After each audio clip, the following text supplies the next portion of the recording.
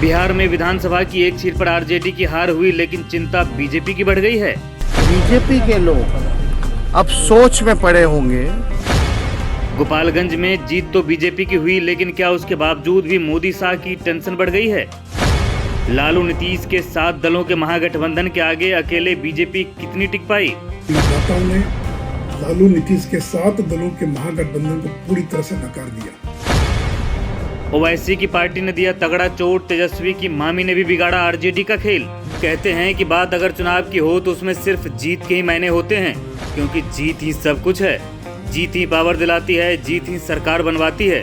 मगर बिहार में कुछ अलग ही चल रहा है। यहाँ एक सीट पर बीजेपी को जीत मिली है।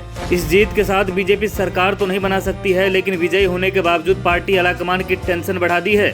बिहार के डिप्टी सीएम और आरजेडी नेता तेजस्वी यादव ने ऐसा ही दावा किया है। तेजस्वी ने जो कहा है आपको वो सुनवाएं, उससे पहले आपको पूरी खबर बताते हैं। बिहार में गोपालगंज और मोकामा 2 सीटों पर उपचुनाव हुए। एक सीट बीजेपी के खाते में गई तो दूसरी सीट पर आरजेडी ने कब्जा जमाया। मोकामा में बाहुबली अनंत सिंह की पत्नी और आरजेडी प्रत्याशी नीलम देवी ने बीजेपी की सोनम देवी को 16,741 वोटों से हराकर जीत दर्ज की।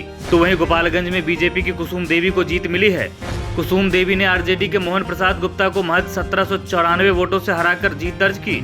यहां ओवैसी की एआईएमआईएम के उम्मीदवार अब्दुल सलाम को 12,212 वोट मिले, जबकि तेजस्वी यादव की मामी यानी साधु यादव की पत्नी और बीएसपी कैंडिडेट इंदिरा यादव को 8,853 वोट मिले हैं। यह नहीं, 2110 वोट तो नोटा के भी खाते में चली गई है। गोपालगंज सीट दोनों दलों के लिए नाक की लड़ाई बनी हुई थी, क्योंकि मोकामा में बाहुबली अनंत सिंह की पत्नी की जीत लगभग पहले से ही तय मानी जा रही थी।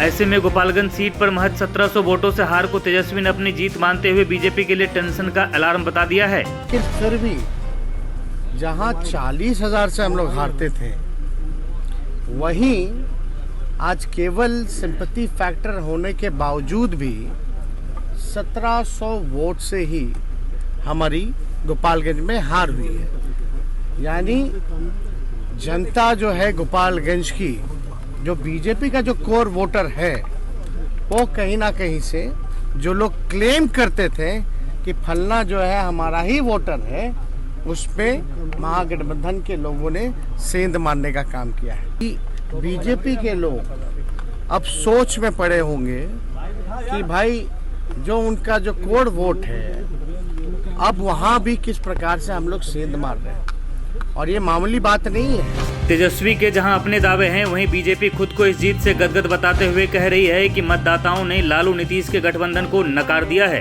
गोपालगंज क्षेत्र की जनता ने सुभाष सिंह को अपनी विनम्र श्रद्धांजलि अर्पित की है। नीतीश कुमार का वहाँ भी जो आधार वोट था, लवकुश और ईबीसी, वो पूरा का पूरा वोट बीजेपी की तरफ खिसक गया। राष्ट्रीय जनता दल ने बीजेपी के आधार वोट में सेंध लगाने का प्रयास किया था, लेकिन उसमें भी उनको सफलता नहीं मिली और पूरी ताकत लगा दिया। हेलीकॉप्टर से ललन सिंह, उपेंद्र कुशवाहा, तेजस्वी यादव घूमते रहे, लेकिन गोपालगंज क्षेत्र की जनता ने उनको वोट नहीं दिया, बल्कि बीजेपी को वोट दिया है। सबके अपने अपने दावे हैं, लेकिन हकीकत आंकड़ों में बयां होती है। अगर पिछले चुनाव के नतीजों की बात करें तो गोपालगंज सीट पर बीजेपी के सुभाष सिंह ने 36,752 वोटों से जीत दर्ज की थी। तब बीजेपी जेडीयू के साथ थी, इस बार जेडीयू आरजेडी के साथ है। उस चुनाव में महागठबंधन की तरफ से कांग्रेस के उम्मीदवार आसिफ गफूर को महज 36,460 वोट मिले थे और विजेता सुभाष सिंह को 77,791 वोट मिले थे। तब तेजस्वी के मामा और बीएसपी उम्मीदवार साधु यादव 41,039 वोट पाकर दूसरे नंबर पर रहे थे। कुल मिलाकर देखा जाए तो बीजेपी का वोट लगभग जस का तस रहा। वहीं बीएसपी या फिर यूं कह लीजिए कि साधु यादव वाला वोट आरजेडी उम्मीदवार को ट्रांसफर हो गया। बावजूद इसके आरजेडी के उम्मीदवार को जीत नहीं मिल पाई, जबकि इस बार जेडीयू का भी समर्थन आरजेडी को ही था।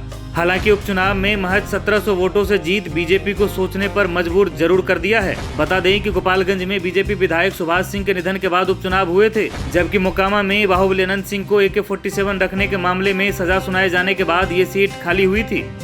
आपको हमारा ये वीडियो पसंद आया हो तो शेयर करना न भूलें, और हाँ, अगर आपने अब तक न्यूज नेपथ्य को फेसबुक पर फॉलो और यूट्यूब पर सब्सक्राइब नहीं किया है तो कृपया अभी करें, ताकि आप तक हर खबर के अंदर की खबर आसानी से पहुंच सके। ब्यूरो रिपोर्ट, न्यूज नेपथ्य।